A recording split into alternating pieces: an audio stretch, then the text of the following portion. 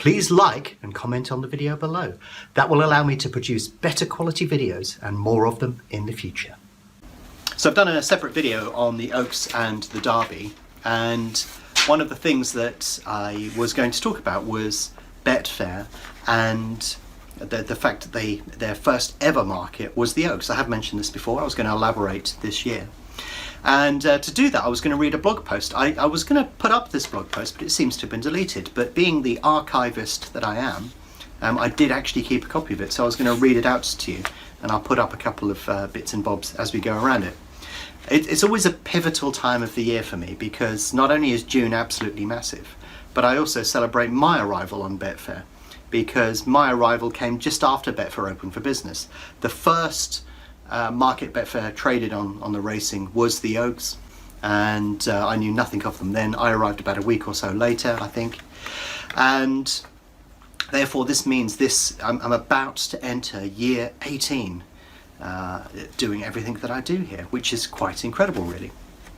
The markets shift and change over time, but I'm still here, and I think it's a positive overall, in that I'm constantly finding new and interesting things to engage in, and I'll talk a few more about it as we do some more videos in the future.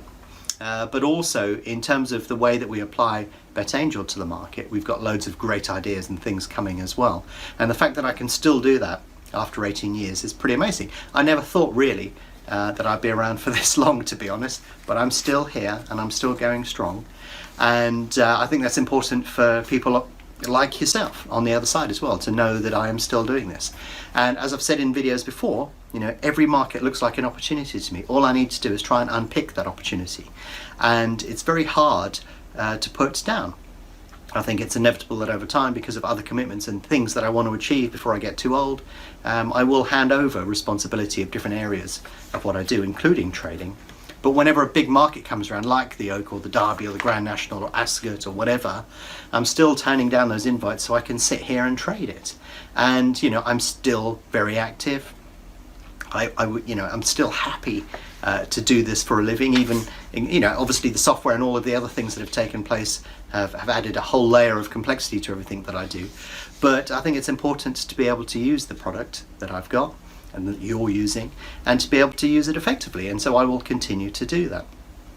And I don't see that stopping anytime soon. I still get excited by looking at the markets, analysing, discovering new things, and I still get excited about actively trading them as well.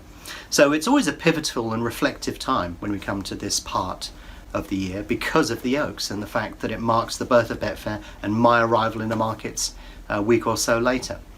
And you know, I am immensely proud of everything I've achieved over the last 17-18 years, and when I look forward at where I want to be and so on, you know, when you have a bad day you sort of think, oh, you know what, I've done enough, so I'll just go off touring the world. But when you have a good day, it's such a huge buzz, you just want to try and push on to the next level.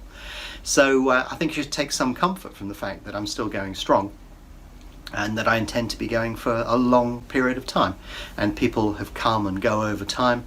And I think one thing that hasn't changed is people are still skeptical, and it amazes me. In fact, it encourages me, because one of the things that I think makes this an unusual market is that all the way along my journey, right from day one right till now, people have been consistently skeptical, and I've become to realise that that is part of my edge in the market. And when people are critical and you're sat there actually doing it, and you're putting your life and soul into it and working at ridiculous hours and getting up at ridiculous hours of the day to do it, you realise that in fact the process of doing that is much more than a lot of people will ever go through, and therefore that has become part of my edge in the market.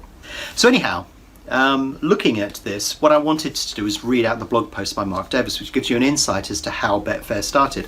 I can't find the blog post now. I think that maybe it's been deleted or archived or something like that, but I did keep a copy myself, because it gives you an insight into the what happened at the start and some of the detail and so on. So I can't link to it, so I'll read it to you. And this is basically the start of Betfair. So here we are then, back to where it all started. The actual anniversary may be the 9th of June, but philosophically it will always be Oaks Derby Day, because Oaks Day 2000 was our first ever market. Love Divine won it. From memory, I think about £3,400 was matched. I can remember well the thrill of the first few bets being matched, compounded perhaps by the technical difficulties we'd had on 3 occasions when we had shown the product off in the days before launch. 2 of these were launch parties and rather public. The other was in the privacy of my parents' home to the Times correspondent Alan Lee. I forget now why it was that I'd called Alan, but I suspect it had been the previous year I'd got myself a gig working in the press office at the Cricket World Cup based at Lord's. I think although neither of us can remember for sure that we must have met there, and that just under a year on, with both of us having moved jobs, but his was the name in the racing press that resonated. Whatever the reason and however cold the call, Alan responded with great interest. A date was set. Bert and I rocked up to my folks' place, which was a happy halfway house between our Putney office and Alan's Cheltenham home. We talked him through the product, Bert in his customary shorts, wilder hair than he is today, extolling the virtues of his baby, and this exceptional product that had gone from drawing board to launchpad in just over a year, I guess that probably says. It's cut off at that point. The first of our launch parties was in Covent Garden, targeted at, I think, 24 people who had chanced upon us through friends and friends of friends as potential clients or in potential investors. We went to a small bar which was bizarrely lit in blue on Shelton Street. I think it was. I can't remember if there were really fish tanks there or whether my memory has now just imagined them, but the whole place was full of being underwater. Had the feel of being underwater. It was an unfortunate metaphor given that before we even started we were.